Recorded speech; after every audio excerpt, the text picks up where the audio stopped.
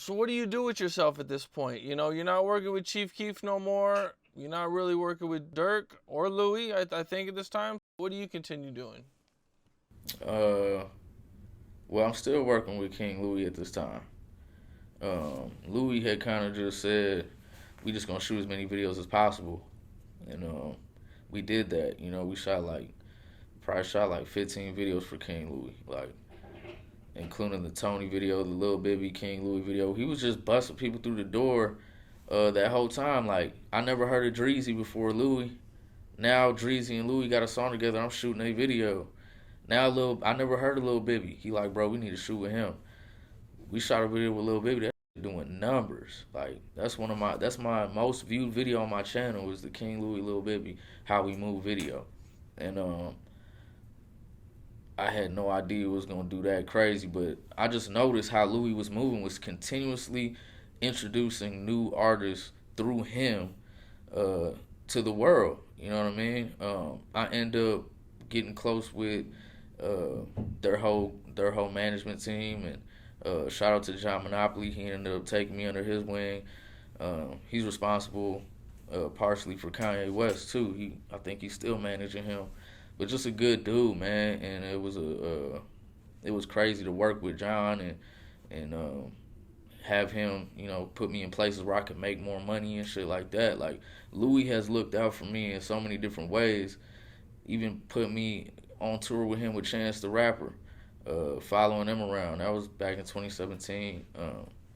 So I just stayed close with Lou, and I worked with him as much as I could because he's just a real dude. You know what I'm saying? Like his whole story is crazy because his homie, the one that started drill, Pac-Man. So, and he died, and Louis pretty much carried that drill cadence. He coined Chirac drilling noise. He coined that. Drilluminati is his shit. So he's an influential artist out of Chicago that doesn't really get the credit he deserves uh, for help breaking a lot of these artists to the world through him. He was the one that got his deal first. He was the one that kids looked up to because he had Gucci on before rap. He was already cool. He didn't need rap to be cool. He didn't need social media to be cool. And it's unfortunate what happened to him. And you know, with his first deal or whatever. And I hope to see him working back again at some point on a consistent basis, and maybe we could work again.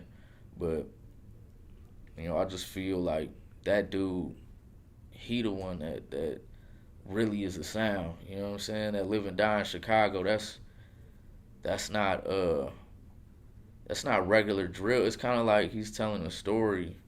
It's more behind his music, more substance behind it than a lot of drill artists provide, especially at that time.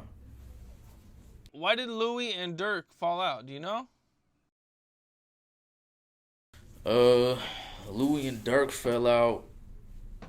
I believe it was because of that night. I don't know for sure, but I seen the thing happen at the Ti little meet and greet at the shop down there, and it just looked like it was up. And I don't know if it had anything to do with Reese talking to Krump on camera about that choke situation, and now Krump is, what I'm saying, looked at by Durk as somebody that exposed that to the world. He was exposing them to the world because they felt at that time the world didn't really take heed to Louis and them. You know what I'm saying? Like, these is the dudes that really live past 16, 15, 17, 18, 19, 20, 20. These are like 25-year-olds. Like, that have actually had a real life in Chicago, a real time to live through. Not saying you can't do shit as a 16-year-old. You can find yourself in many situations. But imagine them situations up until 25. What kind of stories will you be able to tell? What kind of grasp on reality do you really have living in that environment for that long, surviving? Because it's not about went out and crashed out. It's about who lives the longest, who's still alive. You know what I'm saying? Uh, You had mentioned Durk and Louie running into each other at some point, or they seen each other or something happen. yeah, you can go on YouTube and check that shit out. Like he had seen him at the shop in Chicago, one of the clothing stores, and that shit went up. Like motherfuckers start fighting. You know what I'm saying? And